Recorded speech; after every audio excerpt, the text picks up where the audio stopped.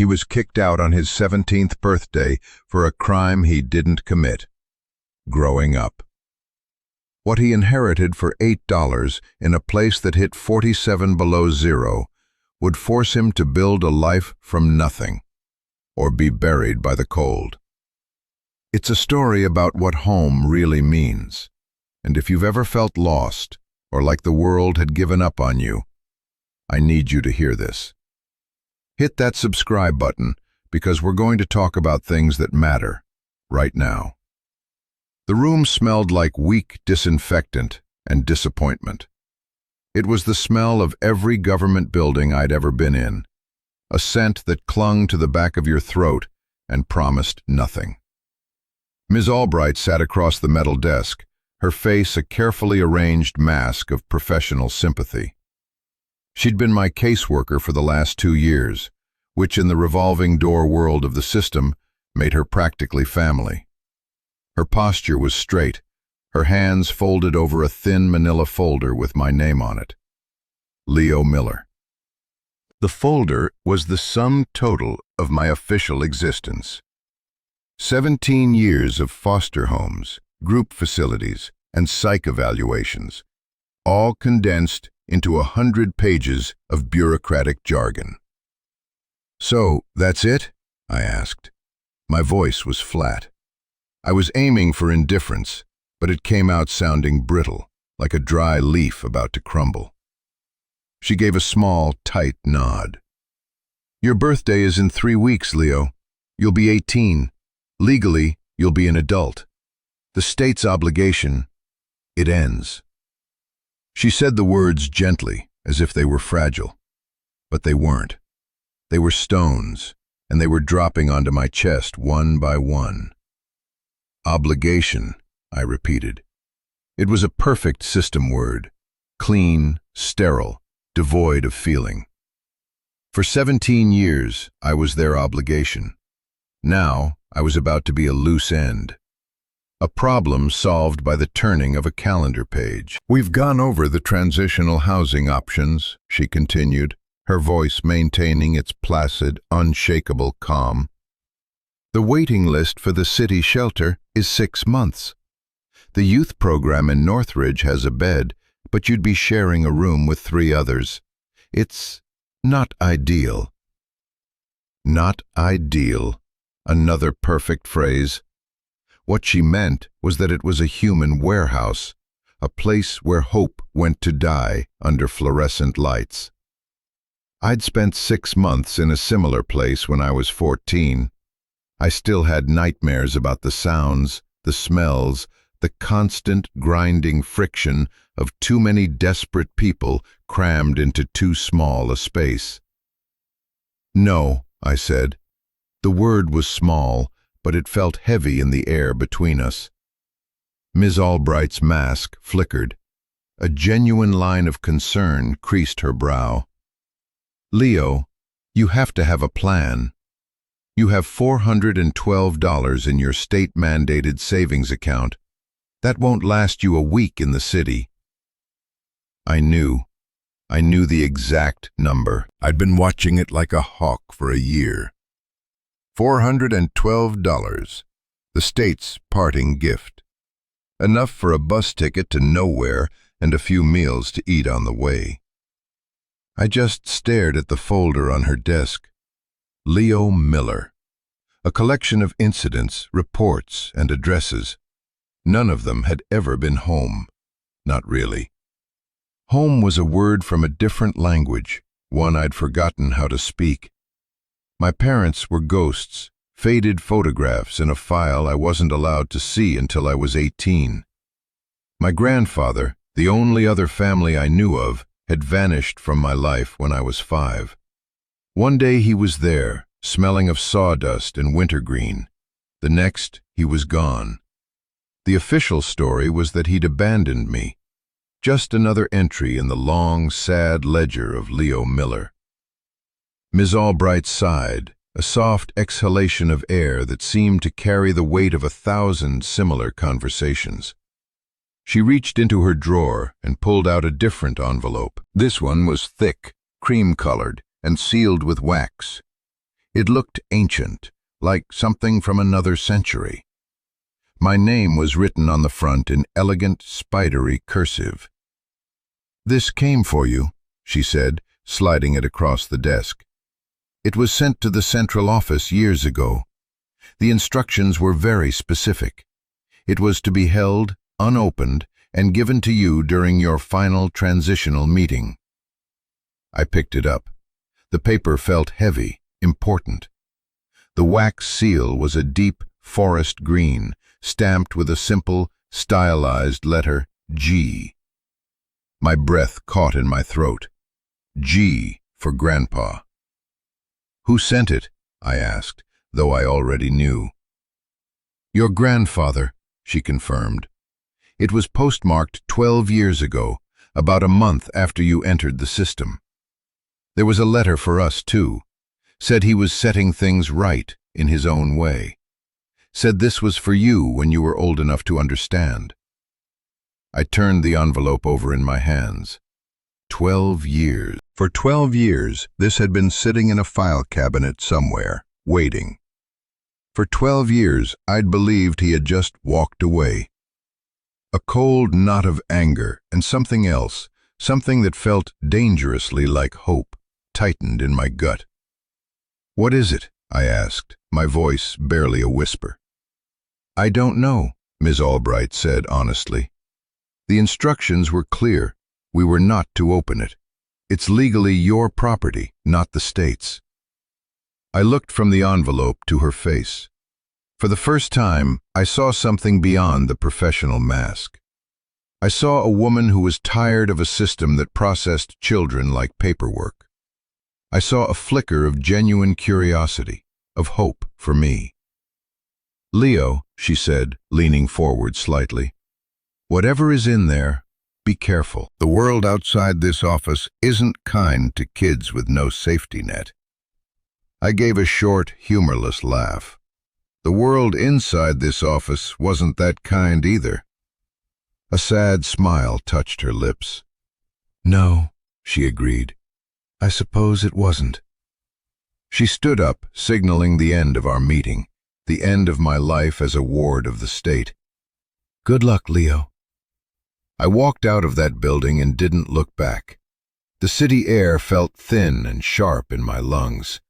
I had a duffel bag with 2 changes of clothes, a worn paperback, and $412. And I had an envelope from a ghost. I found a bench at a bus station, the air thick with the smell of diesel and hurried goodbyes.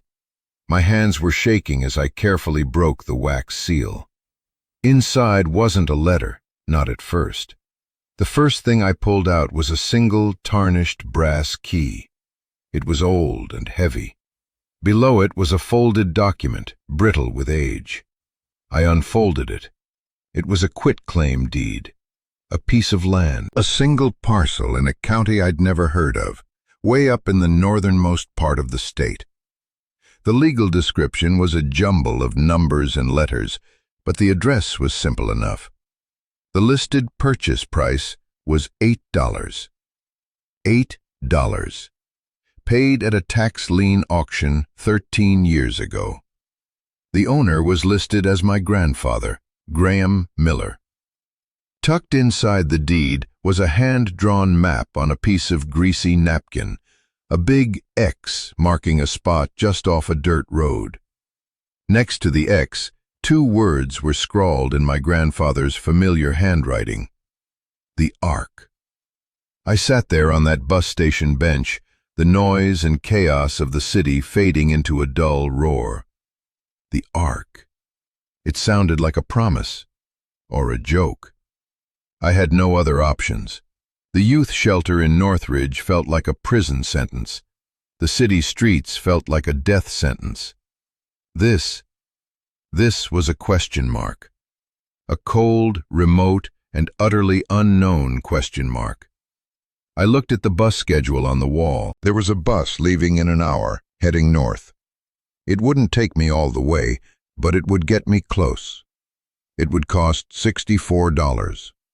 I walked to the ticket counter, the key and the deed clutched in my hand like a prayer. I was no longer a ward of the state. I was a property owner. I owned a piece of nowhere, bought for $8 by a man who had abandoned me. Or so I thought. The truth, I would soon learn, was far more complicated and far more dangerous. The bus engine rumbled to life, and as the city lights began to shrink in the dirty window, I felt a tremor of fear so profound it was almost exhilarating. I was 17 years old, completely alone, and heading toward a place that the map suggested was the very edge of the world. What I would find there wasn't just a shelter from the coming winter. It was the beginning of everything. The bus ride was a long, slow journey from concrete to pine trees. For 2 days, I watched the world transform outside my window. The sprawling suburbs bled into farmland. The farmland gave way to rolling hills, and finally, the hills sharpened into dense, dark forests of spruce and birch.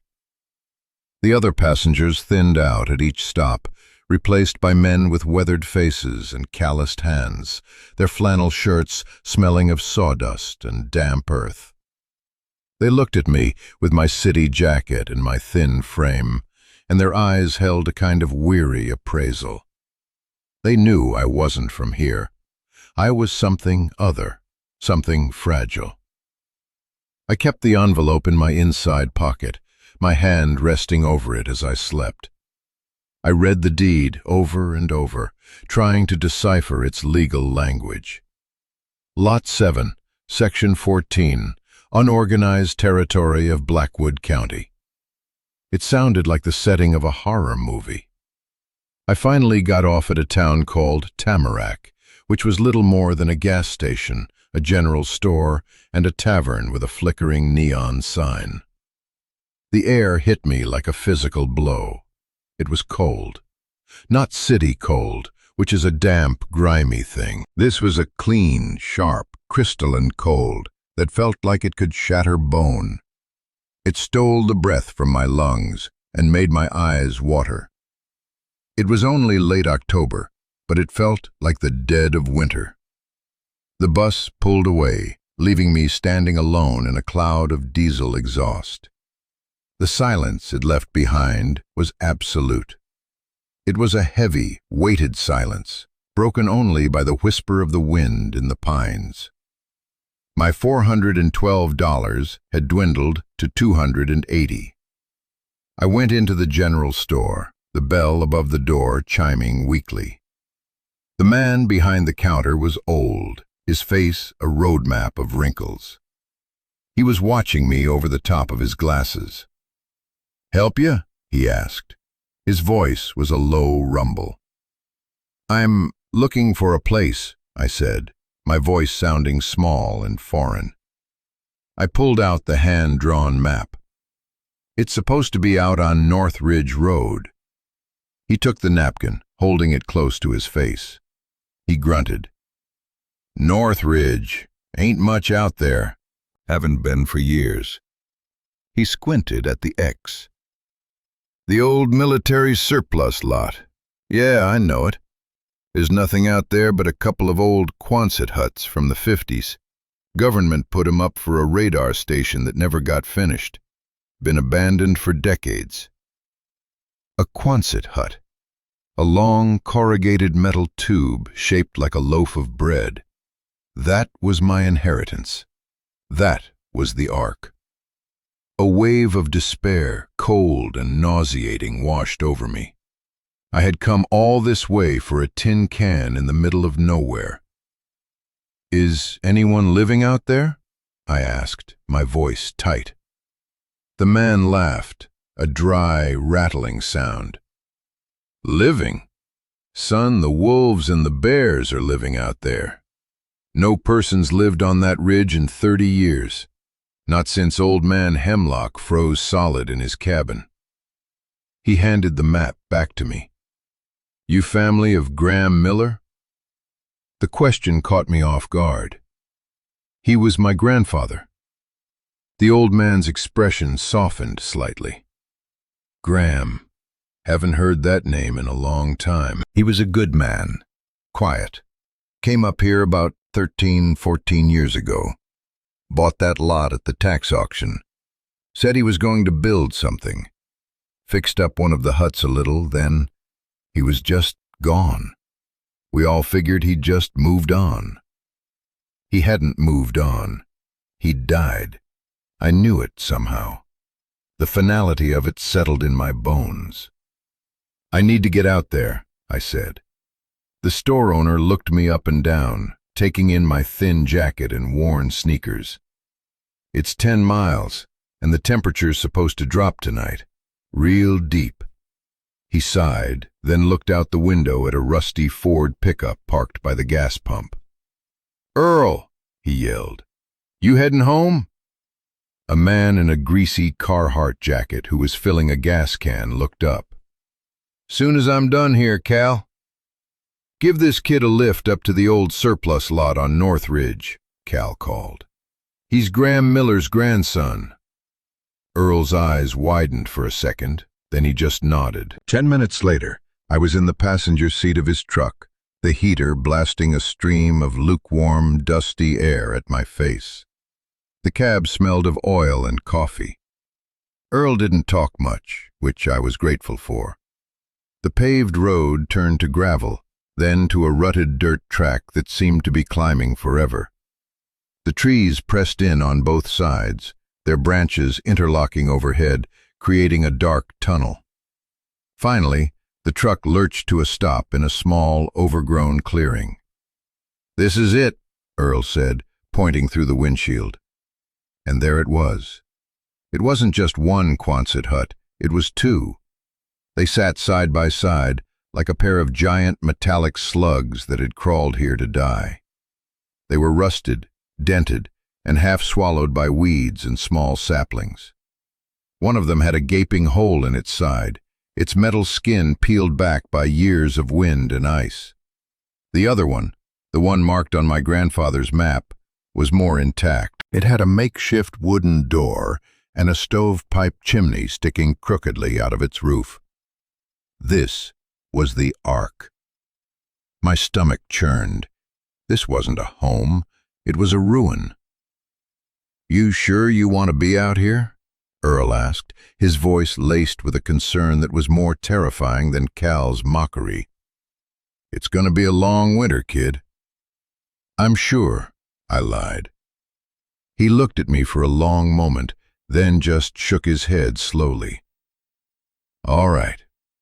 Your grandfather left a footlocker in Cal's storage room. Said if anyone ever came asking for him, they were to have it. You should come back and get it." He paused. "Listen, if you're still here in a week, I'll come check on you. Don't do anything stupid." I just nodded, unable to speak. I got out of the truck, my duffel bag feeling impossibly light. Earl put the truck in reverse, gave me one last worried look, and then drove away. The sound of his engine faded, and I was plunged back into that deep, profound silence. It was just me, the wind, and two decaying metal shells. I walked toward the one with the wooden door. The brass key from the envelope fit the padlock. It was stiff, but with a grating screech, it turned. I pulled the heavy door open and stepped inside. The air inside was colder than the air outside. It was a dead, still cold that had been trapped for years. The only light came from the doorway and a few grimy, cracked plexiglass windows set high up in the curved walls. The interior was one long, cavernous space, maybe 40 feet long and 20 feet wide. Dust motes danced in the weak shafts of light. The floor was bare concrete, cracked and stained. In the center of the room stood a rusty, pot-bellied stove. A few pieces of rotting furniture were scattered around. A wooden table with one leg missing, a chair, and a metal-framed cot with a moldy mattress. It looked like a place that had been evacuated in a hurry. A wave of hopelessness so powerful it made my knees weak washed over me. I had traded a world I knew, however horrible, for this tomb. I sank down onto the dusty floor, my back against the cold, corrugated wall. And for the first time since I'd left Miss Albright's office, I let myself cry. The tears froze on my cheeks. This wasn't a home. It was the end of the line. After the tears stopped, the cold was all that was left. It was a living thing, seeping up from the concrete floor, radiating from the metal walls. I knew, with a certainty that went deeper than thought, that if I stayed on this floor, I wouldn't wake up. Survival mode kicked in. It was a switch that had been flipped many times in my life. You don't think, you just do. First, shelter. I dragged the metal cot away from the dampest wall. The mattress was a lost cause, a landscape of mildew and God knows what else. I tossed it outside.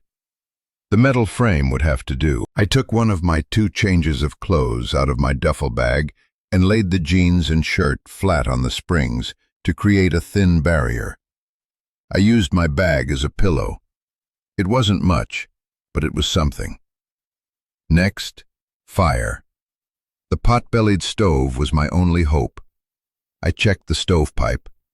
It was full of leaves and what looked like a bird's nest. I found a long piece of fallen branch and spent 20 minutes poking and clearing it until I could see a patch of gray sky through the top. There was a small pile of wood next to the stove, but it was damp and punky. Useless. I went back outside.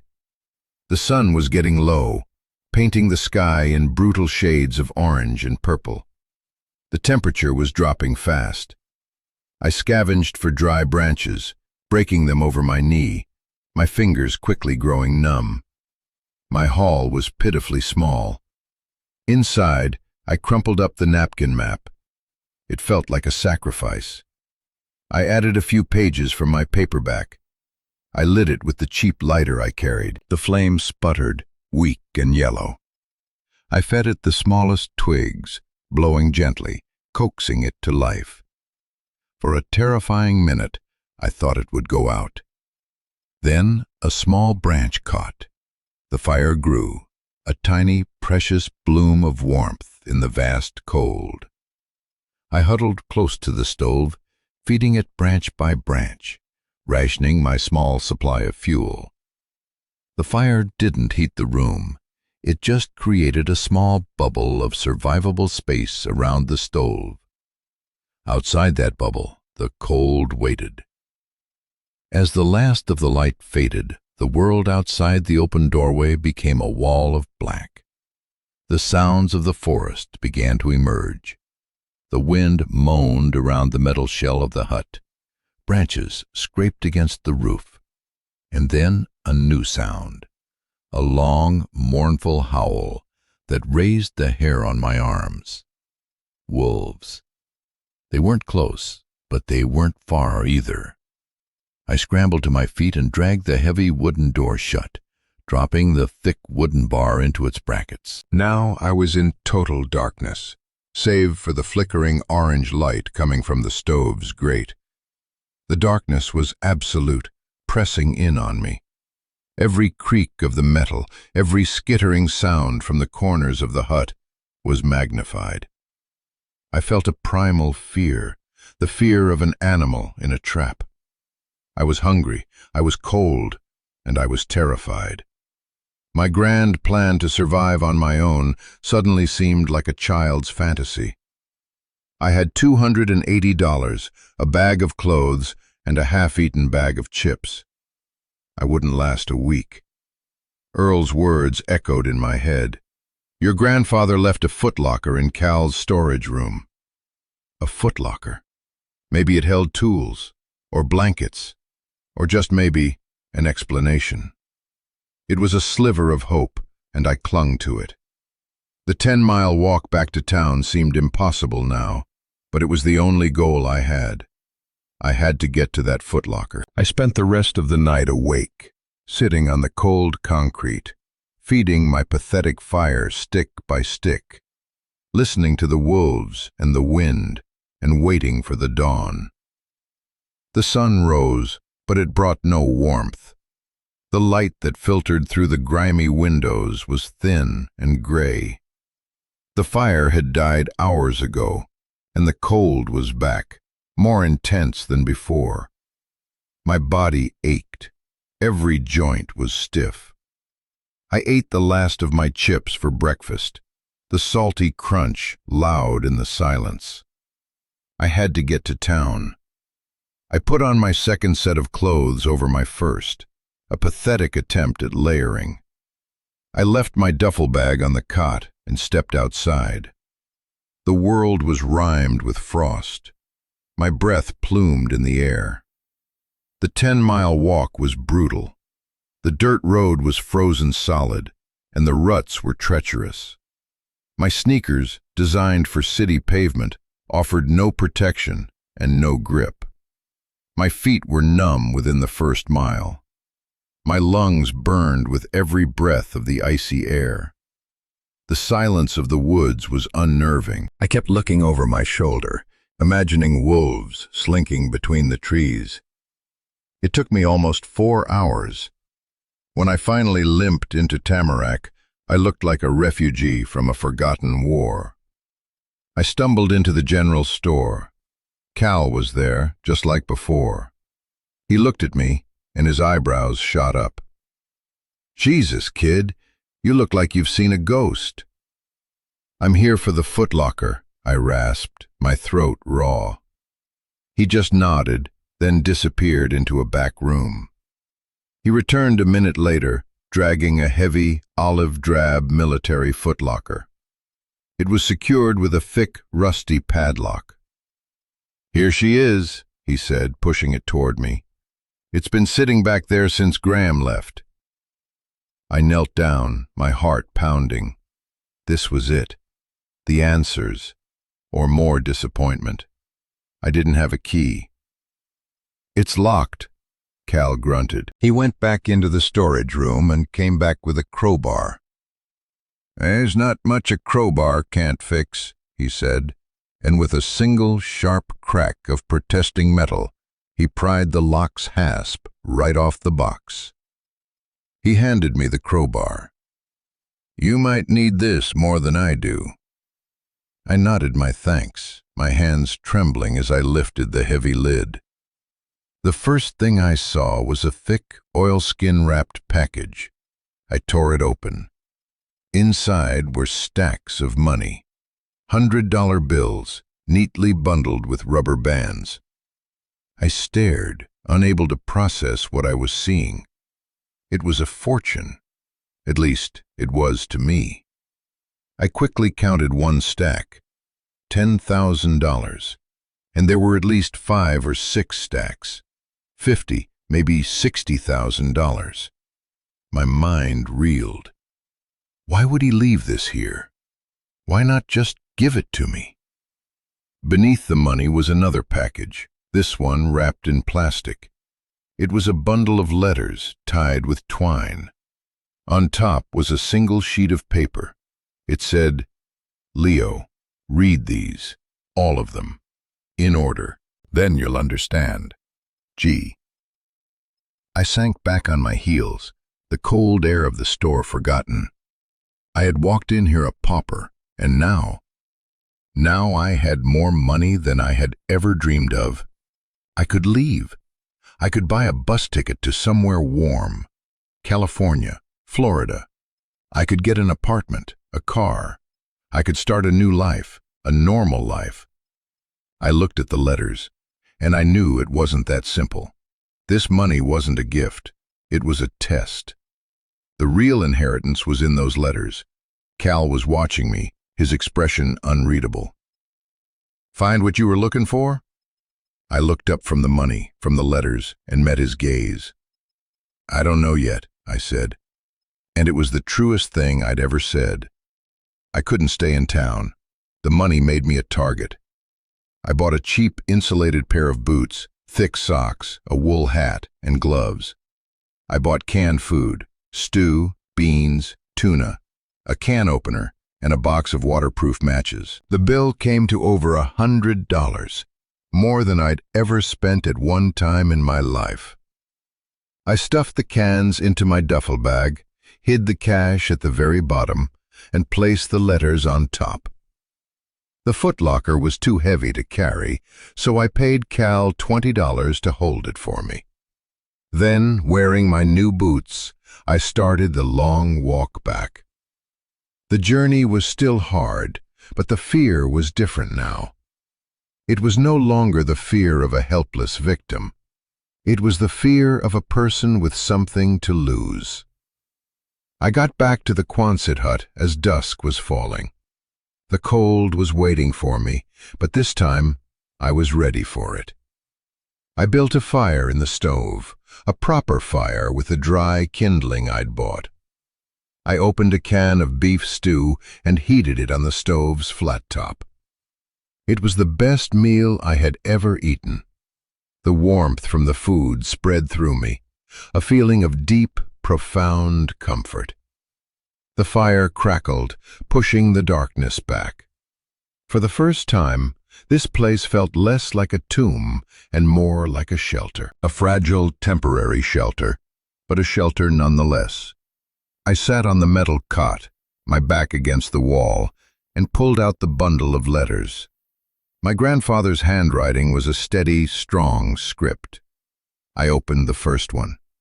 The date at the top was from 12 years ago, just a few weeks after he'd left me at the social services office. "My dearest Leo," it began, "if you are reading this, then I am gone, and you are a man. I hope the world has been kinder to you than I was able to be. I know you must hate me. I know you believe I abandoned you. I need you to know that leaving you was the hardest thing I have ever done. It has haunted every day of my life since. But I need you to understand why. It was the only way to save you." My hands were shaking.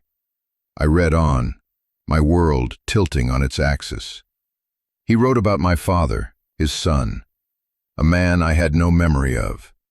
He wasn't the hero the social workers had vaguely alluded to. He was a gambler, a con man, always chasing the next big score. He'd gotten in deep with some very dangerous people. Loan sharks, criminals who didn't make threats, they made examples. "Your father owed them a fortune, Leo, money he could never repay. They came to the workshop. They weren't polite. They told him he had 1 week to pay, or they would take it out of his assets. They looked right at you, playing on the floor with wooden blocks. You were 4 years old. I saw the look in their eyes, and I knew. They weren't talking about the house. They were talking about you." I had to stop reading. I could feel the bile rise in my throat. I remembered none of this. My childhood was a blur of missing pieces. Now, one of those pieces had just slammed into place, and it was horrifying. My grandfather went on to explain what happened next. He and my father had a terrible fight. My father wanted to run, to take me and disappear. But my grandfather knew they would be found. There was no running from these people. "So I did the only thing I could think of," he wrote. "I made myself the target. I took all my savings, everything I had, and I gave it to your father. I told him to run, to go as far away as he could, and to never contact me or you again. He was weak, Leo, and he was scared. He ran. Then I took you to the one place I knew those men would never look for you. The one place you would be safe, cataloged, and accounted for, but invisible. The foster care system. I told them I was unable to care for you. I signed the papers. I walked out of that office and left a piece of my soul behind. They were watching the house. They saw me leave alone. They came for me that night. They beat me half to death, but they believed my story. They believed your father had taken you and run. They believed you were gone, and they stopped looking. You were safe." I dropped the letter. The Quonset hut spun around me. It wasn't abandonment. It was a sacrifice. A brutal, terrible, and gut-wrenching sacrifice. He had thrown himself to the wolves to save me. He had allowed me to be swallowed by the system, a system he must have hated, because it was better than the alternative. He had let me hate him for 12 years, because his love was so fierce, it required him to be the villain in my story. I thought about the cold rooms, the indifferent foster parents, the bullies, the loneliness. He had condemned me to that, but he had saved my life. I picked up the second letter. "I know what you've been through," it said. "I've checked on you, from a distance. I saw you at a park once, when you were 9. You were on the swings. You looked sad. It took everything I had not to run to you, but I couldn't. It would have put you back in danger. So I started planning.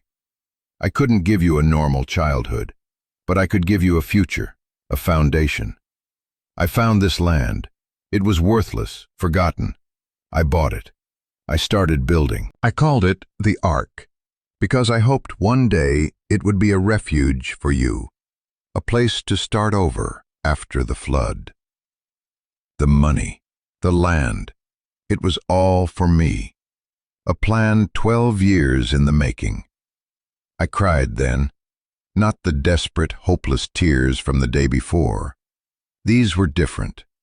They were tears of grief for the grandfather I never got to know, for the man who had loved me enough to let me go. I cried for the scared little boy who thought he was worthless, and for the young man who was just now learning the truth. The fire in the stove burned brightly, a steady, beating heart in the center of the cold, dark hut.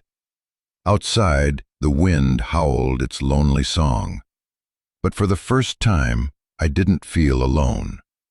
I felt the presence of my grandfather, his love a tangible thing in the air around me. This rusted metal shell wasn't a tomb. It was a legacy. And the $60,000 at the bottom of my bag wasn't escape money. It was seed money. It was the start of something. But the letters weren't finished, and the biggest revelation was yet to come. I spent the next few days in a fugue state, shuttling between the past and the present. I would read a letter, then spend hours staring into the fire, the words echoing in my mind. Then the cold would bring me back to reality, and I would force myself to eat, to haul more wood, to simply exist. My grandfather's letters painted a picture of a life lived in the shadows. After faking his destitution to the loan sharks, he'd worked odd jobs for cash, living frugally, saving every penny. He was a master carpenter and woodworker, a trade he'd tried to teach my father, who had no patience for it. He poured all that skill into the Ark. He'd laid the concrete floor himself. He'd framed in the windows. He'd installed the stove. He was slowly, methodically turning this metal shell into a fortress, a home. But there was a new threat on the horizon, one he hadn't anticipated. A development company from the city had started buying up land in the unorganized territories. They saw what he saw, not a desolate wilderness, but pristine, untouched real estate. They wanted to build a luxury resort, a private hunting lodge for the wealthy. His small $8 parcel was right in the middle of their planned development. "They made me an offer, Leo," he wrote in the 5th letter. "A generous one. Enough money to disappear and live comfortably for the rest of my life. It was a temptation, I won't lie. I was old, and I was tired. But then I thought of you. Selling this land would be like selling your future. This place, this soil, it's the only thing I have to give you that's real. It's a foothold. Money can be spent, it can be stolen. But land is yours. It's a place to stand." So I told them no. His refusal had consequences. The company started playing dirty. They challenged his title in court, claiming the tax sale was improper. They filed complaints about his unpermitted structure. They made his life difficult, a campaign of slow, grinding attrition. He was an old man with no resources against a corporation with a team of lawyers. "I'm not going to win this fight, son," the last letter read. It was dated a year after the first one. His handwriting was less steady. "My heart is giving out. The doctors say I don't have long. I've fought them to a standstill for now, but they're just waiting for me to be out of the picture. Once I'm gone, they'll declare the property abandoned and snatch it up. Unless the owner, my heir, claims it." I felt a cold dread creep up my spine. "This is my last request, Leo. My last hope. Don't just take the money and run. That's what your father would have done. I see a different strength in you. I see my strength. Stay. Fight for this place. It's not just about a piece of dirt. It's about not letting them win. It's about building something instead of running away. The money should be enough to get you through the winter, to make this place livable, to hire a lawyer if you need to. It's your choice, of course. You don't owe me anything. But I hope you choose to build. I hope you choose to stay. This is your home now, if you want it." The letter ended there. No goodbye, no final words of affection, just a challenge, a choice. I sat there in the flickering firelight, the weight of 12 years of secrets settling on my shoulders. I looked at the rusted walls of the Quonset hut. I looked at the pitiful pile of canned goods that was my pantry. Outside, the temperature was dropping. The radio I'd bought in town had forecasted a cold snap, the first deep freeze of the season. Temperatures were expected to plummet to 20, then 30 below zero. Surviving that in this tin can seemed impossible. I had $60,000 in my bag. I could be on a bus tomorrow. I could be in a warm apartment in a city where no one knew my name. I could be safe, comfortable, anonymous. It was the easy choice. It was the sensible choice. And then I thought of my grandfather, a man who faced down criminals, who endured a brutal beating, who gave up his son and his grandson, who lived in poverty and solitude, all to give me this one chance. He hadn't chosen the easy way. He had chosen the hard right over the easy wrong, every single time. He had faced the cold, the loneliness, the lawyers, and he had not backed down. He did it all for me. How could I spit on that sacrifice? How could I take the money and run, proving that I was my father's son after all? The choice was agonizing. My fear screamed at me to leave. My survival instinct, honed by years in the system, told me to take the money and secure my own safety. But a new feeling, one I hadn't felt before, was stirring in my chest. It was a feeling of loyalty, of duty, of love for a man I had only known through his words. It was the feeling of wanting to be worthy of his faith in me. You know, if you've made it this far in the story, you're not just a casual viewer. You're someone who understands what it's like to be at a crossroads.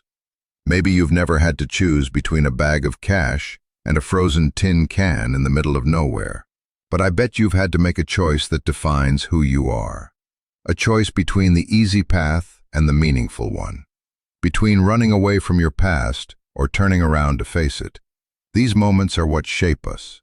They're terrifying, and they're everything. If this is hitting you, if you know what I'm talking about, I want you to do me a favor.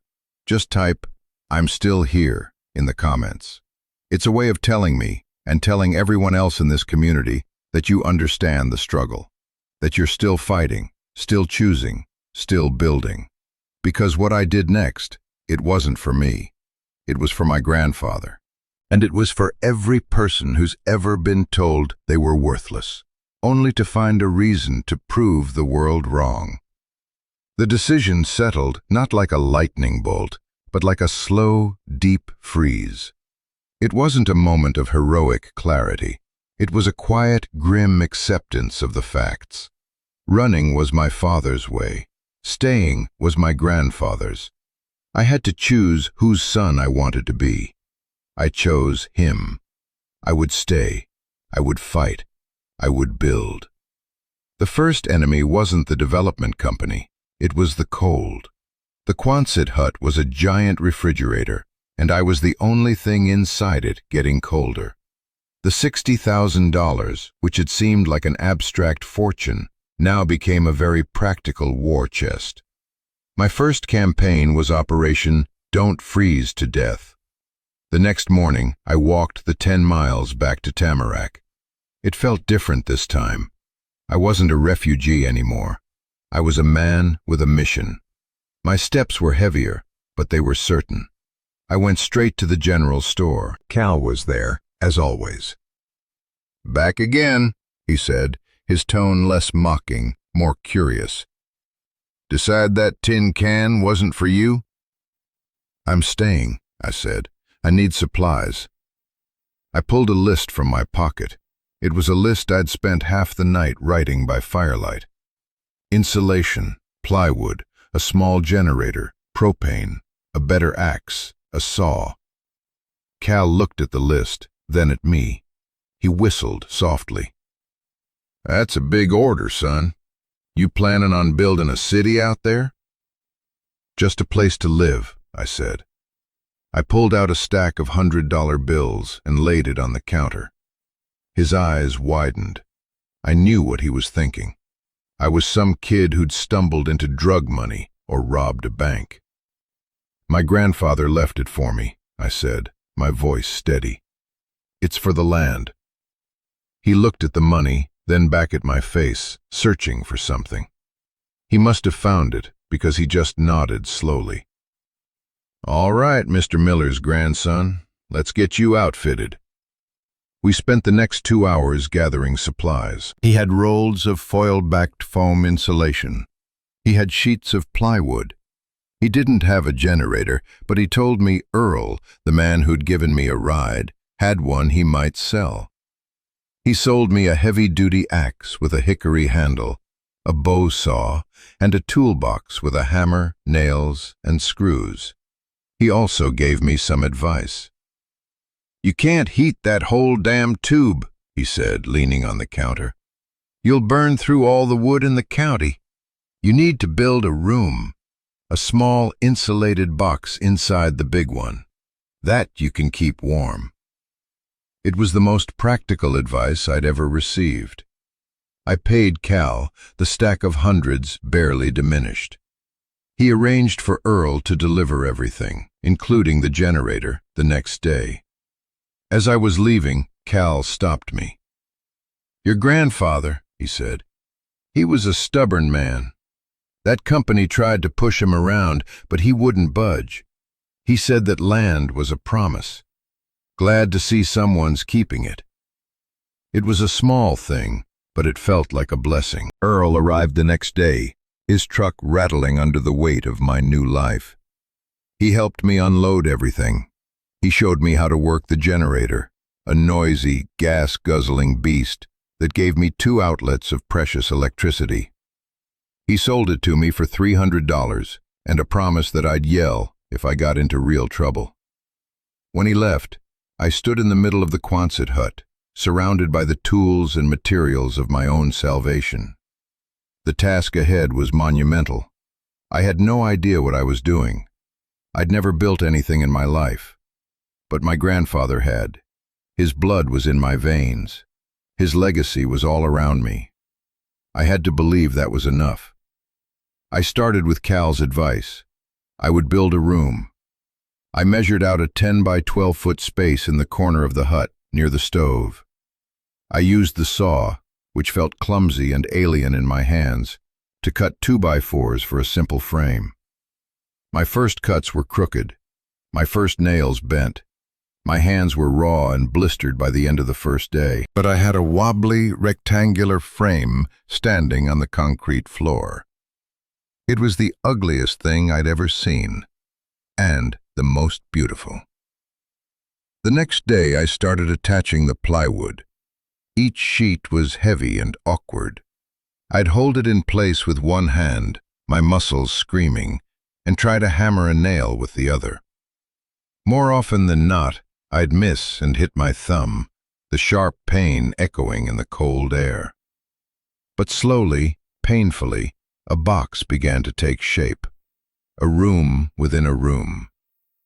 I moved the cot inside my new wooden cube.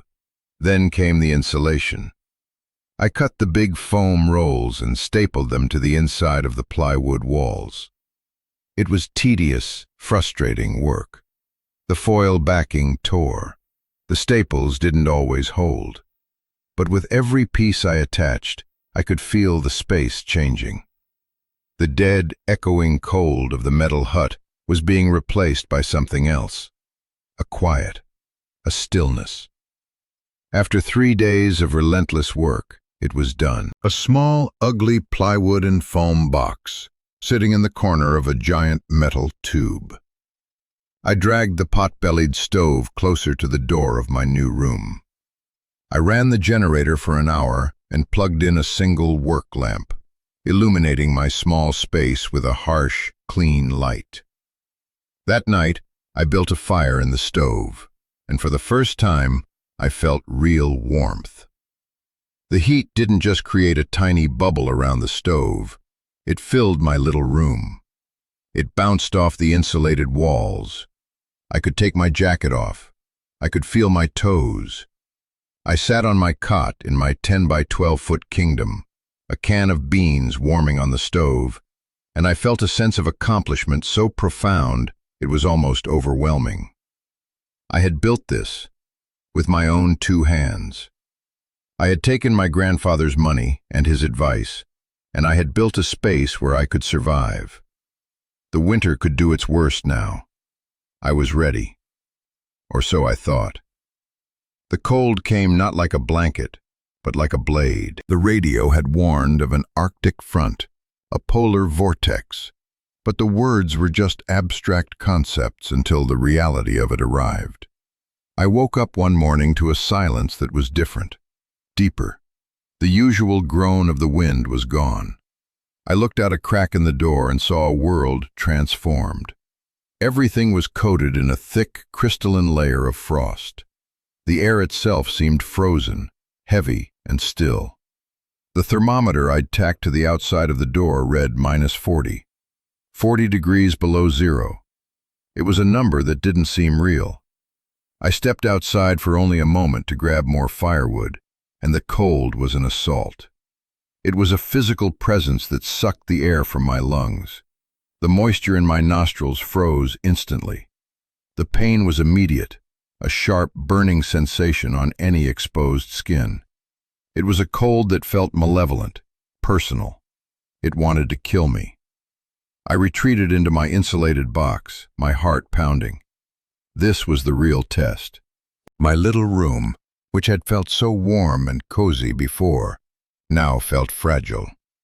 The stove was my god. I fed it constantly, using the best, driest hardwood I had chopped. The fire roared, but the cold pressed in from all sides. The metal walls of the Quonset contracted in the extreme cold, letting out loud, gunshot-like bangs that echoed through the hut. I could hear the trees in the forest groaning and cracking under the strain. My world shrank to the 10 feet between my cot and the stove. I read, I ate, I slept, and I fed the fire. The generator was useless.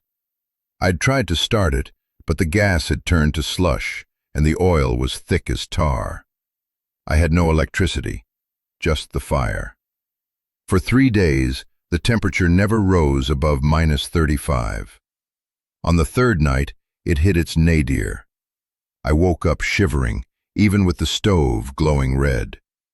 The thermometer, when I finally dared to look at it, read -47 degrees.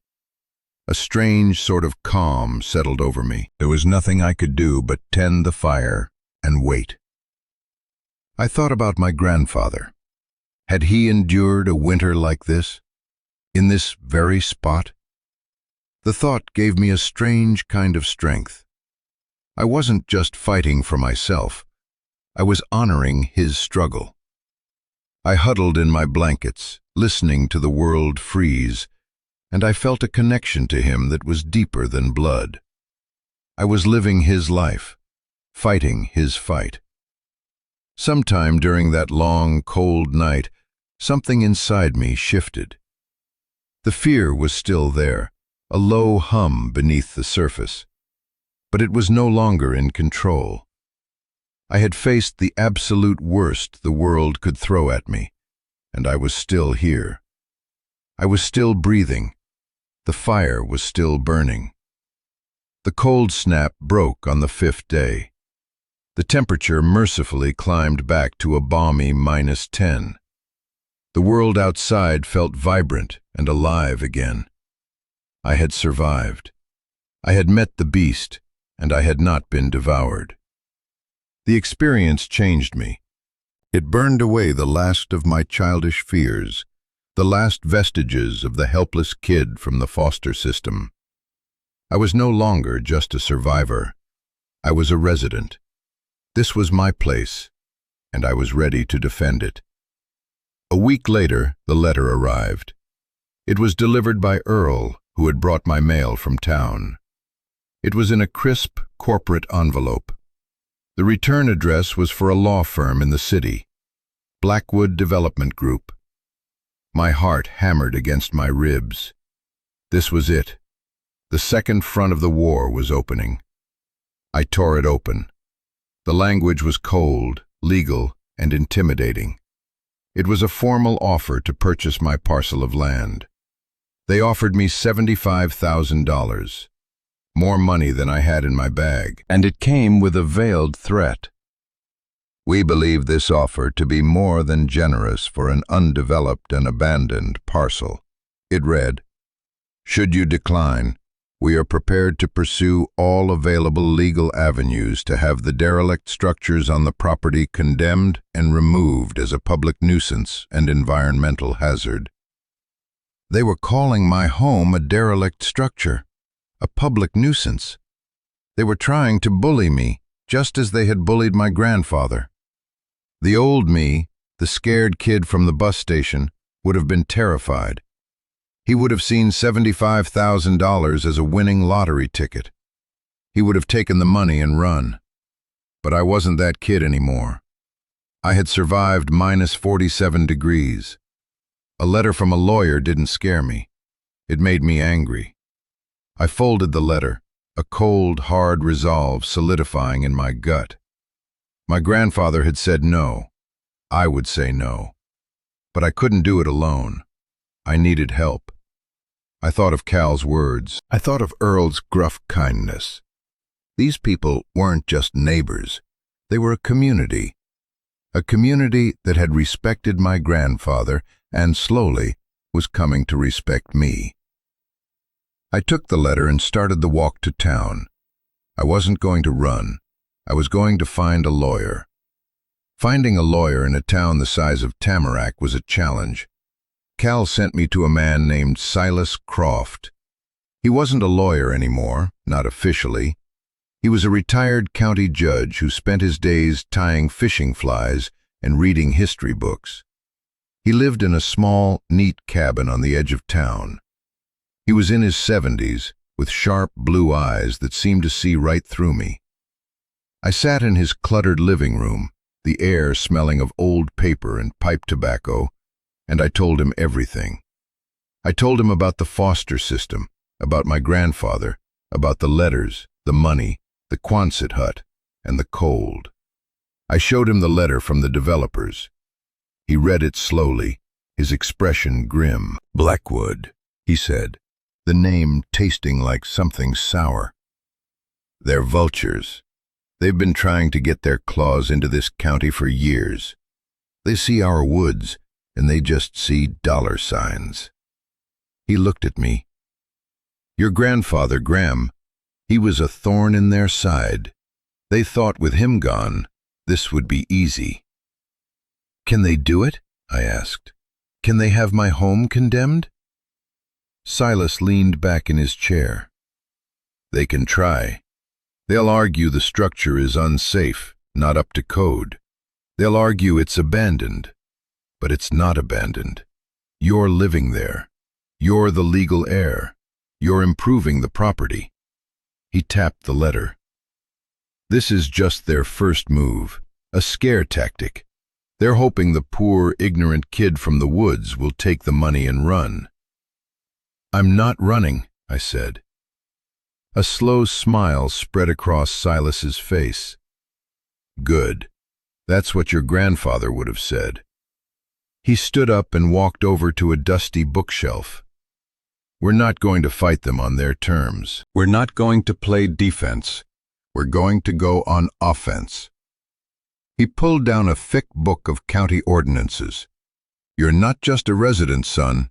You're going to be a business. Your grandfather was a woodworker. The hut was his workshop. You're going to continue his work.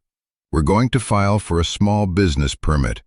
We're going to officially establish the Miller and Son Woodworking Shop at that address.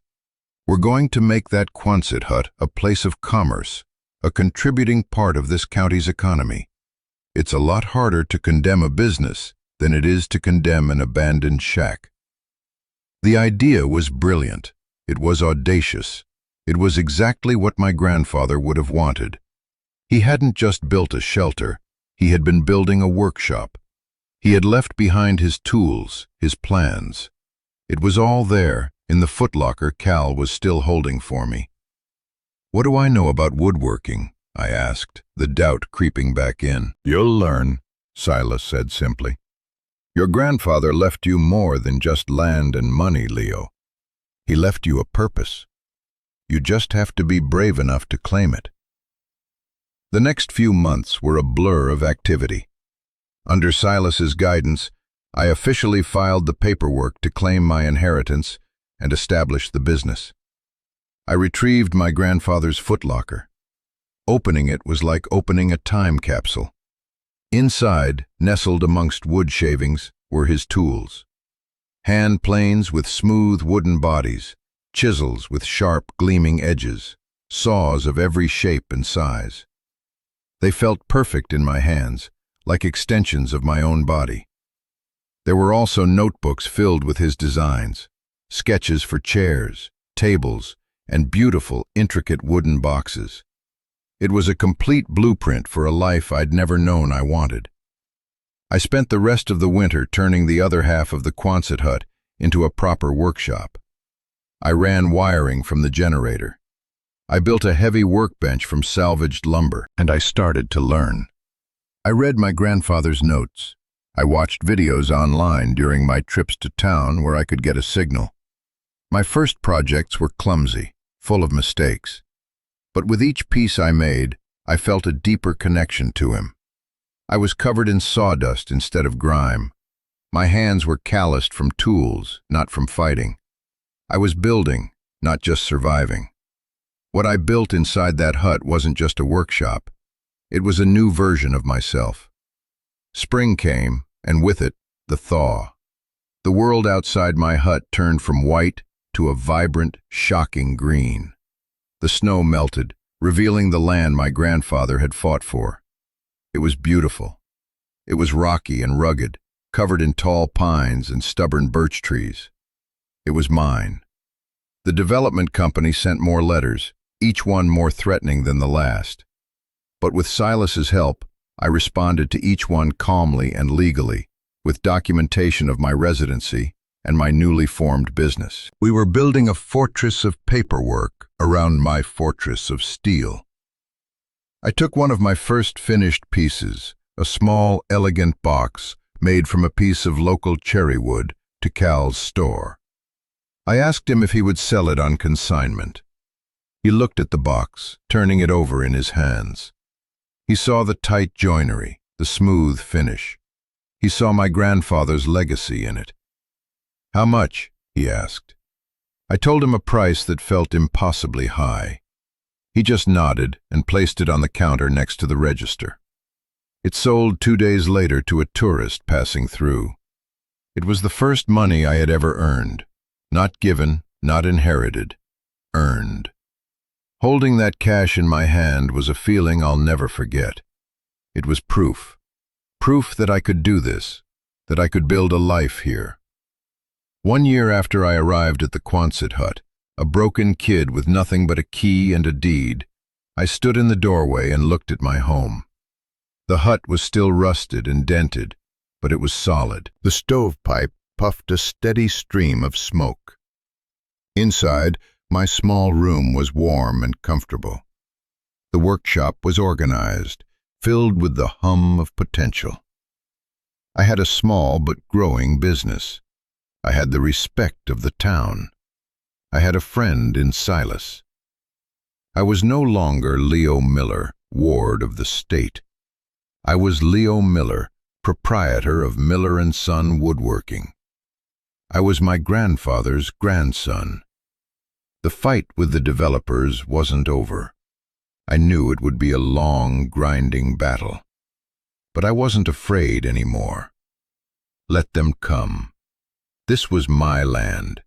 This was my home. I had built it not just from plywood and foam, but from love, from memory, and from a promise. The cold had tried to break me, and it had failed. The system had tried to erase me, and it had failed. The vultures were circling, but they would fail too. My grandfather had called this place the Ark. He had built it to survive a flood. But I realized it was more than that. An ark isn't just about survival. It's about carrying the best parts of the old world into a new one. I was carrying his legacy, his skill, his stubborn courage.